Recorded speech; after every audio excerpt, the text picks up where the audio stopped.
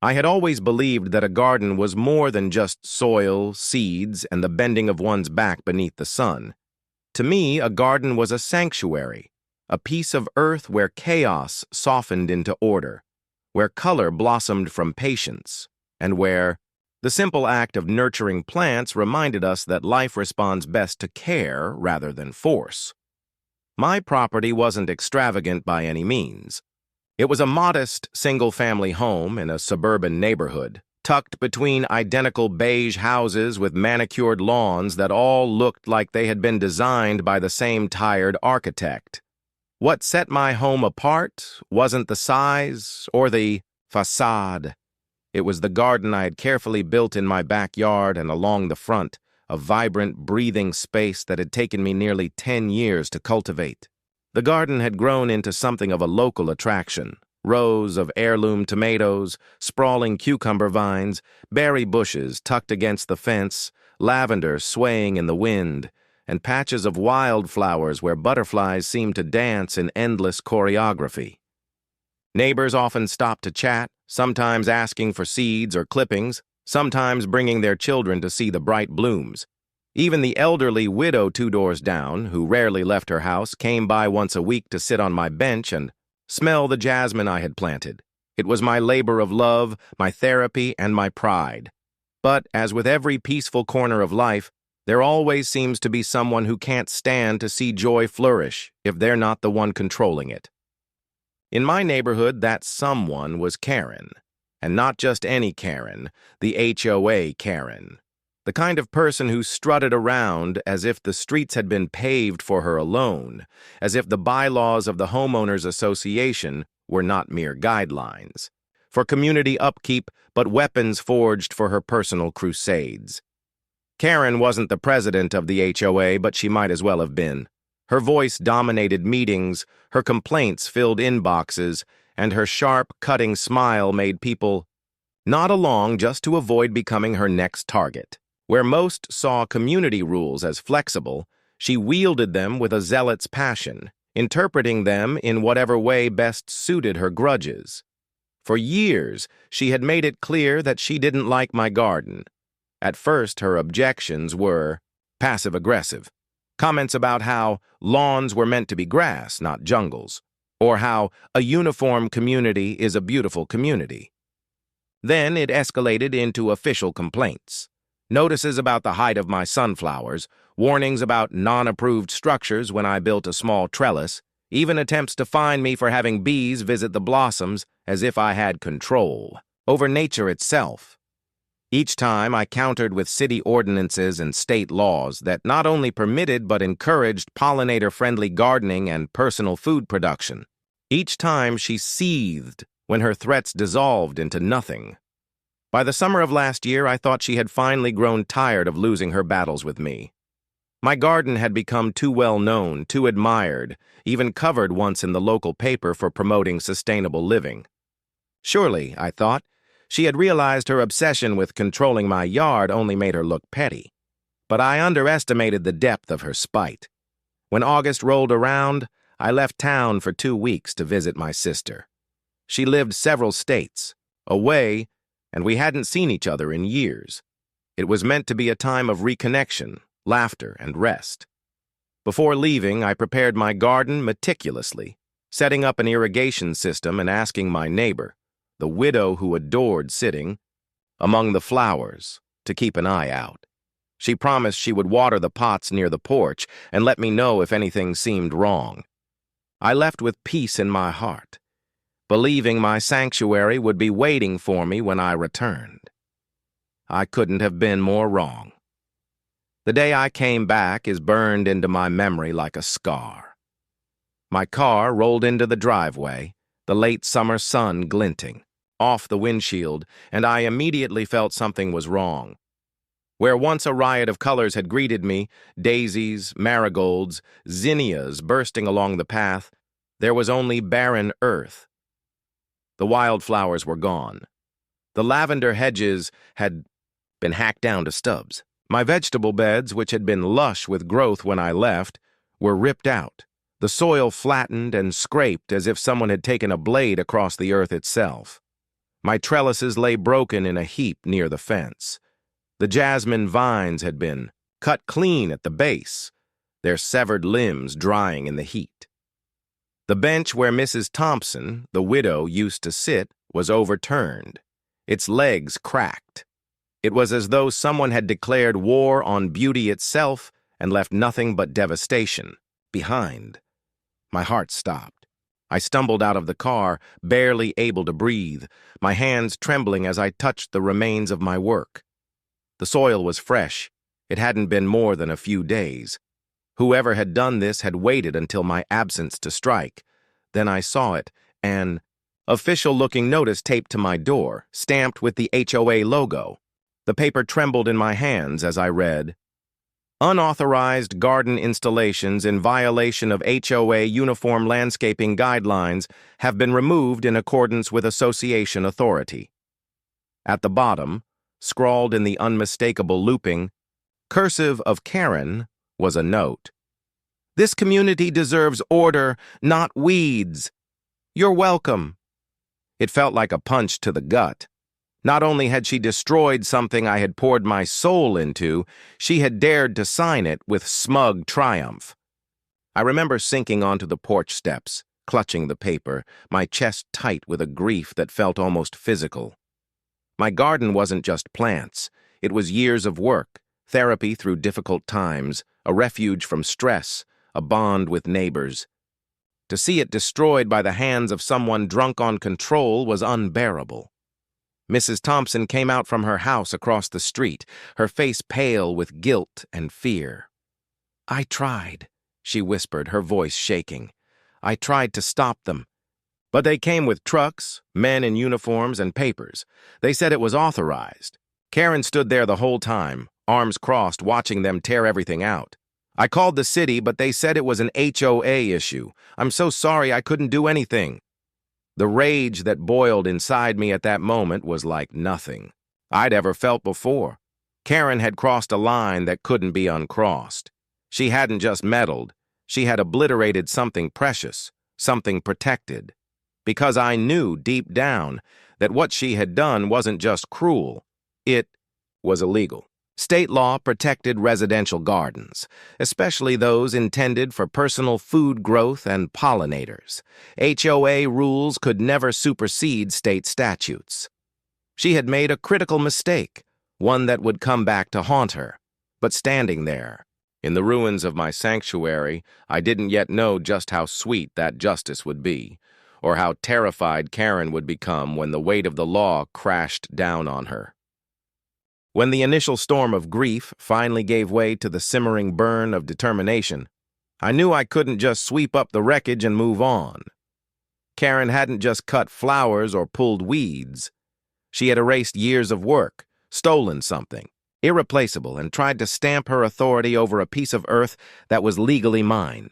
And in her arrogance, she had done it under the thin veil of HOA landscaping guidelines, as if those flimsy neighborhood bylaws could override state protections. It wasn't just petty tyranny anymore. It was destruction of property, plain and simple. The first thing I did was document everything. I walked my yard with my phone in hand, filming every broken trellis, every torn-up bed, every root hacked in two. I narrated as I went, describing what had been planted, how long it had been there, and the fact that state statutes specifically protected residential gardens.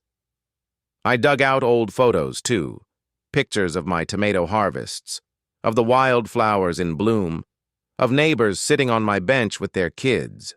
I wanted a record not only of what had been destroyed, but of the thriving ecosystem Karen had ordered torn out. Mrs. Thompson even came over, tears in her eyes, and gave a shaky statement on camera about how she had watched it happen, how Karen had stood with her arms crossed, as if she were overseeing a demolition crew instead of a garden cleanup. The more evidence I gathered, the more the anger sharpened into purpose. This wasn't going to be swept under the rug like so many of her other power plays. She had finally overreached in a way that even the HOA board couldn't protect her from. And the beauty of it? She had put her own name on the notice taped to my door. That one smug line, "You're welcome," wasn't just arrogance. It was a confession. The next morning, I marched into the city zoning office. The clerk behind the counter barely looked up at first, shuffling papers, until I spread my photos across the desk. "This," I said, my voice steady despite the knot, in my chest, was my state-protected residential garden. And this, I slid the HOA notice in front of him, is proof that it was destroyed without my consent. His eyes widened as he scanned the paper. The HOA did this? Not just the HOA, I said. A specific person, acting under the guise of the HOA. She authorized the removal. She signed it. That got his attention. Within minutes, he called in his supervisor. They reviewed the statutes with me, confirming what I already knew. State law had been passed years ago preventing HOAs from banning or destroying personal food gardens. It was a law designed to encourage sustainability, biodiversity, and pollinators. The destruction of my garden wasn't just an HOA overstep. It was a violation of state code, and violations came with fines, serious fines. I left the zoning office. With paperwork in hand, a formal complaint filed, and the promise that an inspector would visit within the week. I could practically feel the shift in power, the tide turning. For the first time, it wasn't me on the defensive, scrambling to protect my sanctuary from Karen's harassment. It was her. She had crossed into territory where her smug HOA tricks wouldn't save her. In the meantime, I decided to confront the HOA board itself. At the next meeting, I walked in with a folder under my arm, every page neatly tabbed with photos, ordinances, and evidence. Karen was already there, sitting in the front row with that same smug smile plastered across her face. She didn't even flinch when I entered, as if she were daring me to bring it up. The meeting dragged through the usual business until the floor opened for homeowner concerns. That was my moment. I stood, cleared my throat, and began. 2 weeks ago, while I was out of town, my garden was destroyed under the direction of this HOA. I have here, I raised the notice, proof that it was authorized by none other than Karen herself. There was a murmur through the room. Some neighbors looked confused, others shocked. Karen's smile only grew sharper, like a cat watching a mouse walk willingly into a trap. "Your garden," she interrupted, "was in violation of HOA guidelines. We've been over this for years. It was an eyesore, and frankly, I think most of us are relieved it's gone." But before I could respond, Mrs. Thompson raised her trembling hand from the back of the room. "That's not true," she said firmly. "It wasn't an eyesore. It was beautiful. It was the only reason I even went outside some days. And I saw you, Karen. I saw you stand there with your arms crossed, smirking while those men tore it. All out. Don't you dare pretend this was for the community." The room fell silent. All eyes turned on Karen. For the first time, I saw a flicker of something in her expression. Not guilt, not yet, but the faintest crack in her armor. Annoyance. Fear that her control was slipping. I seized the moment. "For the record," I said, holding up my paperwork, "state law explicitly protects residential gardens. HOA bylaws cannot override it. What was done to my property wasn't just unethical, it was illegal. And the state is already involved." That got their attention. The board members shifted uncomfortably. One of them cleared his throat, asking to see the documents. Karen tried to object, her voice sharp, but the board silenced her. For once, she wasn't in control. A week later, the inspector arrived. He walked the barren patches of my yard, shaking his head as I explained what had been there before. He took photos, notes, and copies of my evidence. When he asked who had authorized the destruction, I handed him the notice with Karen's signature. He scanned it slowly, then gave a low whistle. "Well," he said, "she's not going to like what's coming." 2 weeks after that, the fine arrived. A thick envelope, addressed not to the HOA, but to Karen personally. I didn't even have to open mine to know. Word spread fast in a neighborhood like ours. Karen had been hit with a state fine so large it made her pale at the mailbox. She tried to hide it, but neighbors saw. Whispers flew from porch to porch, the story twisting and growing like wildfire. That evening, I saw her standing in her driveway, clutching the letter, her face red with fury. For the first time since I'd known her, she looked rattled, uncertain. Gone was the smugness, replaced by something raw, panic. The queen of the HOA, the self-appointed enforcer, had finally been humbled. Not by me, not by the board, but by the very state she thought she was above. And as I stood on my porch, watching her storm back inside with the letter crumpled in her fist, I realized something. The battle wasn't over. This was just the first crack in her empire of control, and I was going to make sure the whole facade came crashing down. For as long as anyone in our neighborhood could remember, Karen had thrived on control. She wasn't just another homeowner. She was the self-proclaimed guardian of order, the self-appointed sheriff of grass height, mailbox paint color, and fence alignment. She thrived on intimidation, on bending others to her will, on weaponizing HOA bylaws like daggers in a duel. But after that letter, the state fine that carried her name and not the HOA's, something shifted in the air. It was subtle at first, like the first cool wind of autumn that hints summer's reign is over. Karen's smile was tighter. Her footsteps were quicker. Her once booming voice at HOA meetings now had a slight tremor, even if she tried to cover it with extra venom. The neighborhood could smell blood in the water, and for the first time, it wasn't mine. Still, I knew Karen well enough not to expect her to simply roll over. Her arrogance had been wounded, her pride slashed open, and people like her don't respond with humility. They respond with retaliation. It wasn't long before the first shots came. 2 days after the fine arrived, I woke up to find a violation notice taped to my door. According to the HOA, my garbage bins had been left visible from the street for longer than regulations allowed. That was laughable. I hadn't even put them out in days. When I checked, I found that someone had actually dragged my bins out to the curb overnight. Later that week, another notice arrived. Improper storage of gardening tools. I hadn't left any tools out, but sure enough, a rusted trowel I didn't even own was lying in the grass near my porch. It was so transparent, so childish, that I almost laughed. Almost. But behind the pettiness, I could sense desperation. Karen was clawing for scraps of authority, trying to remind me that she still had the HOA behind her. But she didn't. Not anymore. Neighbors who once stayed quiet out of fear began speaking up. Mrs. Thompson, bless her heart, was the loudest. She went door to door telling anyone who would listen about what she saw, the trucks, the men tearing up my garden, and Karen standing there with her arms folded, smirking like a queen watching her peasants suffer. The story spread faster than gossip at a church potluck. People were horrified.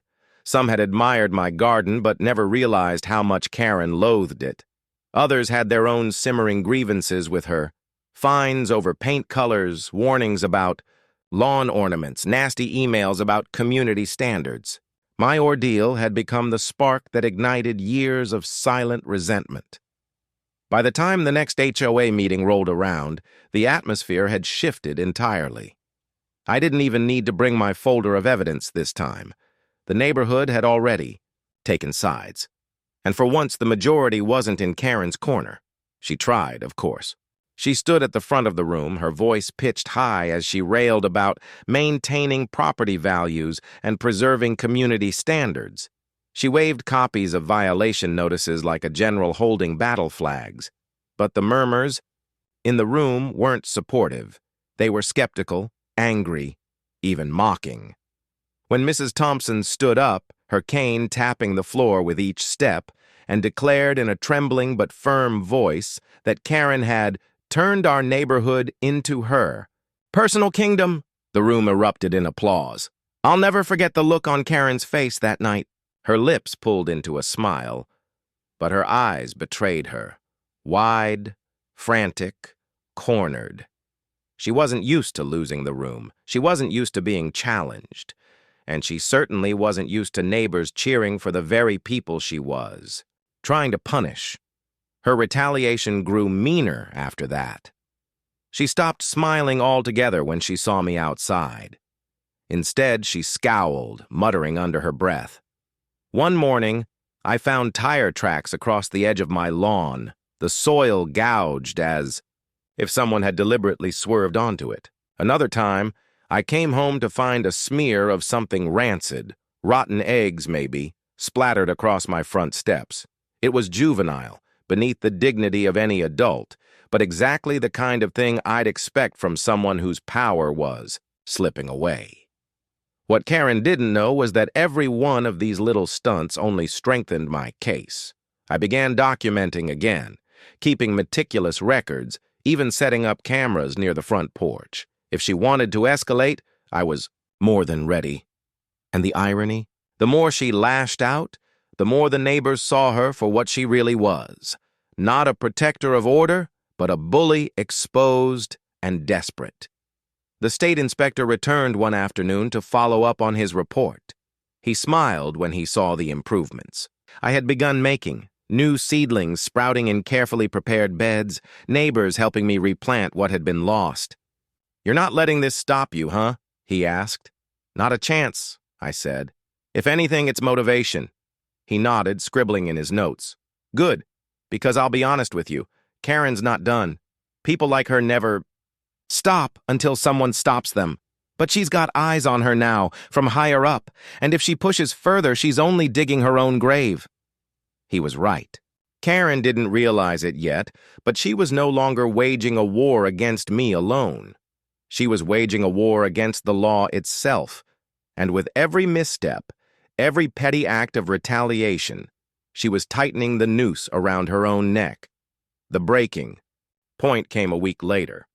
One morning, I stepped outside to find another violation notice, this one claiming I had unauthorized structures on my property. I frowned, scanning the yard. The only thing new was a small bee box my neighbor's grandson had gifted me, a little wooden structure painted bright yellow to encourage pollinators. It was harmless, even beneficial.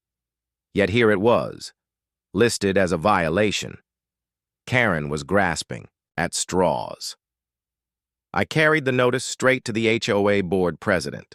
He was an older man, usually neutral, but even he looked weary as I laid it on his desk. "I'll be honest," he said, running a hand down his face. "Karen's making us all miserable. She thinks she's helping, but—" He sighed, sliding the paper back toward me. "The board voted last night. We're stripping her of her enforcement privileges. She won't be authorized to issue notices anymore."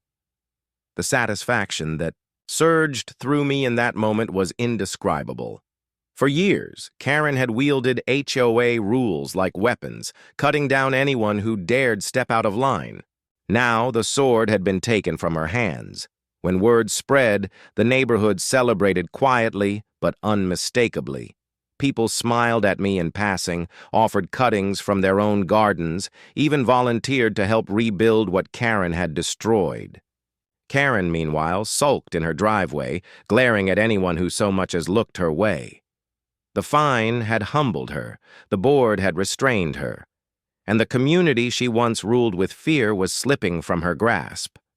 But I knew Karen, and I knew this wasn't the end. People like her don't surrender. They scheme. She had already lost her reputation, her authority, and her pride. All she had left was spite, and I had a sinking feeling that before this war was over, she would find one last, desperate way to strike back. And when she did, she would regret it more than anything she had ever done. There's a strange calm that settles in after a storm. The air feels lighter, the silence almost eerie, as if the world itself is holding its breath. That's how the neighborhood felt in the days after Karen was stripped of her HOA enforcement privileges. For the first time in years, people weren't living in fear of violation notices, surprise fines, or sharp-tongued lectures at community meetings. Kids rode their bikes without worrying about being scolded for unsafe play.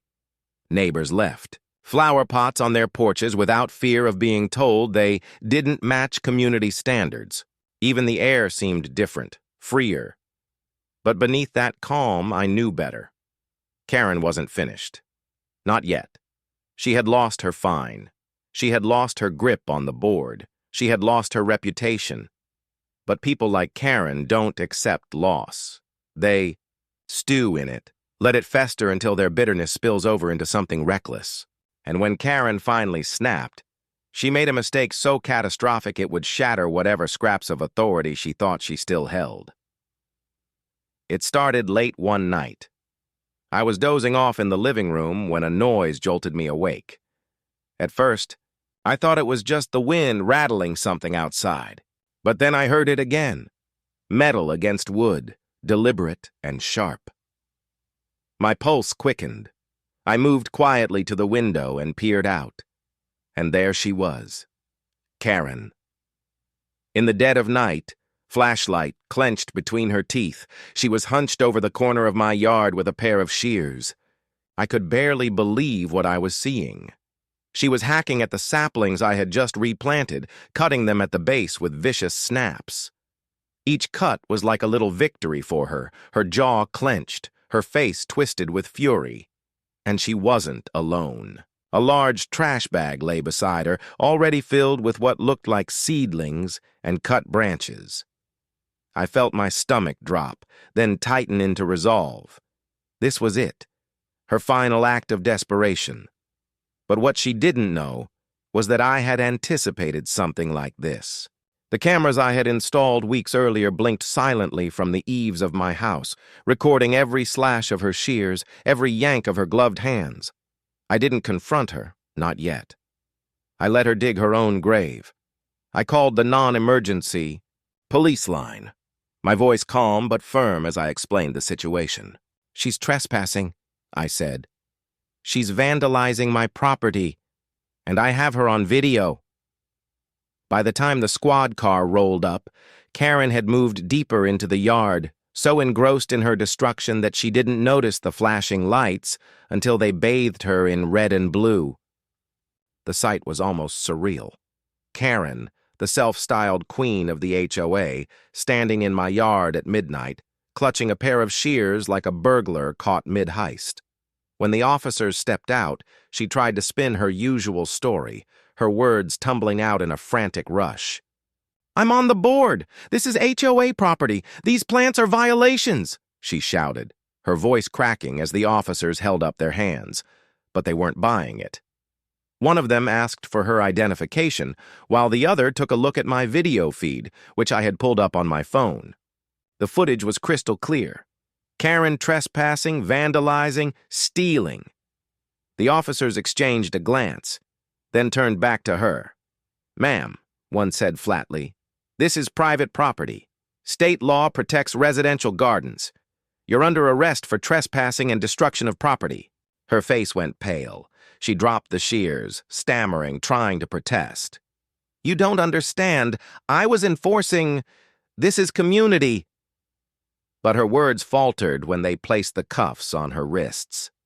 For the first time in all the years I had known her, Karen wasn't the one in control. She wasn't the enforcer.